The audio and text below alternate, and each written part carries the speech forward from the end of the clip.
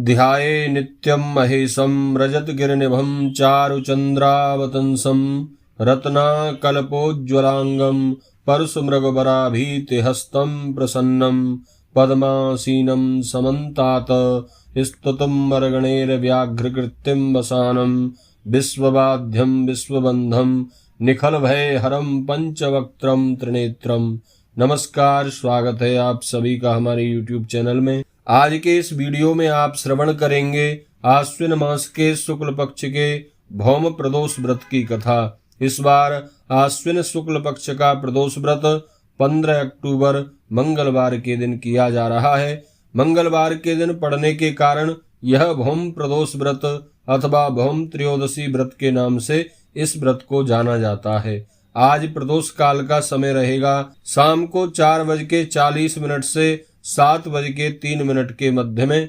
इस समय में भगवान शिव की विशेष पूजा अर्चना करें। भगवान महादेव का लाल पुष्पों से अर्चन पूजन करें। भगवान का पंचामृत इत्यादि से अभिषेक करें। प्रदोष व्रत की कथा श्रवण करें और ओम श्री शिवाय नमः इस मंत्र का चलते फिरते उठते बैठते मन ही मन हमको चिंतन करना चाहिए। बंधुओं, हमारे व्रत का पूर्ण फल हमें तभी प्राप्त होता है जब व्रत में हमारा मन सारे दिन भगवान से जुड़ा रहे, भगवान के नाम में लगा रहे। व्रत रखने का तात्पर्य यही है कि इस दिन हम अन्न ना ग्रहण करके हल्का भोजन लेकर फलाहार इत्यादि लेकर अपने मन को भगवान के चरणों में लगाएं, क्योंकि अधिक अन्न का सेवन करने से या अधिक भोजन करने से संसारिक वृत्तियां बढ़ती हैं और मन हमारा भजन में ना लग के संसार के विषयों की ओर भागता है। इसीलिए उपवास करके भगवान के चरणारविंद में हमें अपने मन को लगाना चाहिए। इसीलिए जब भी आप कोई व्रत करें, जिन भगवान का, जिन देवी देवता का आप व्रत कर रहे हैं, सारे दिन उनका हमें चिंतन करना चाहिए, उनसे प्रार्थना करनी चाहिए, उनकी स्तुति करनी चाहिए। आइए श्रवण करते हैं भौम प्रदोष व्रत की कथा। एक बार प्रेम से कहिए, बोलिए शंकर भगवान की जय, पार्वती माता की जय। सूत जी बोले, हे ऋषि वरो, अब मैं मंगल त्रयोदशी प्रदोष व्रत की विधि बताता हूँ। मंगलवार का दिन व्याधियों का नाश करने वाला है। मंगलवार प्रदोष व्रत में हमें भगवान शिव, माँ पार्वती और शिव परिवार के साथ साथ श्री हनुमान जी महाराज की पूजा भी करनी चाहिए। अब मैं आपको एक बुढ़िया की कथा सुनाता हूँ। जिसने यह व्रत किया वह मोक्ष को प्राप्त हुई। अत्यंत प्राचीन काल की घटना है। एक नगर में एक बुढ़िया रहती थी। उसके मंगलिया नाम का एक पुत्र था। वृद्धा को हनुमान जी के प्रति बहुत बड़ी श्रद्धा थी। वह प्रत्येक मंगलवार को हनुमान जी का व्रत रखकर यथाविधि उनका भोग लगाती थी।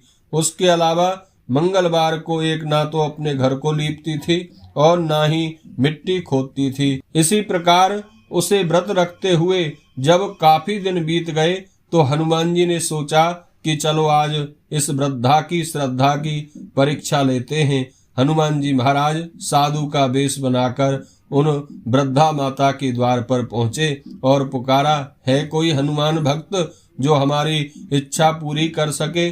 वृद्धा ने यह पुकार सुनी तो बाहर आई और पूछा कि महाराज क्या आज्ञा है। साधु वेशधारी हनुमान जी बोले। हनुमान जी ने कहा, लेकिन हमारा नियम है कि हम अपने हाथ से ही भोजन बनाकर खाते हैं। यदि आप थोड़ी सी जमीन लीप दें तो हम अपने हाथ से यहाँ भोजन बनाकर अपना पेट भर लेंगे। वृद्धा बड़ी दुविधा में पड़ गई।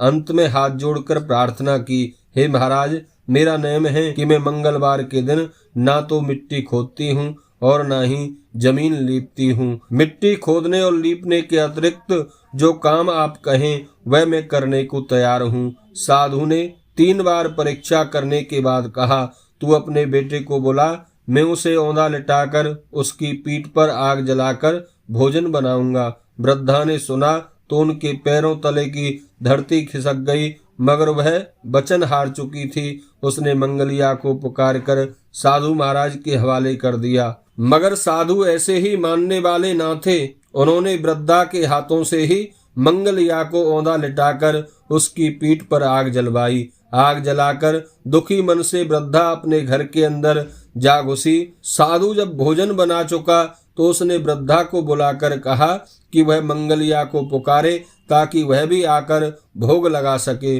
वृद्धा आंखों में आंसू भरकर कहने लगी कि हे महाराज, अब आप उसका नाम लेकर मेरे हृदय को और दुख क्यों पहुंचाते हो। लेकिन साधु महाराज ना माने तो वृद्धा को भोजन के लिए मंगलिया को बुलाना पड़ा। पुकारने की देर थी कि मंगलिया बाहर से हंसता हुआ घर के अंदर दौड़ा चला आया।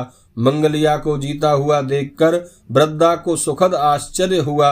वह साधु महाराज के चरणों पर गिर पड़ी। साधु महाराज ने उसे अपने असली रूप में दर्शन दिए।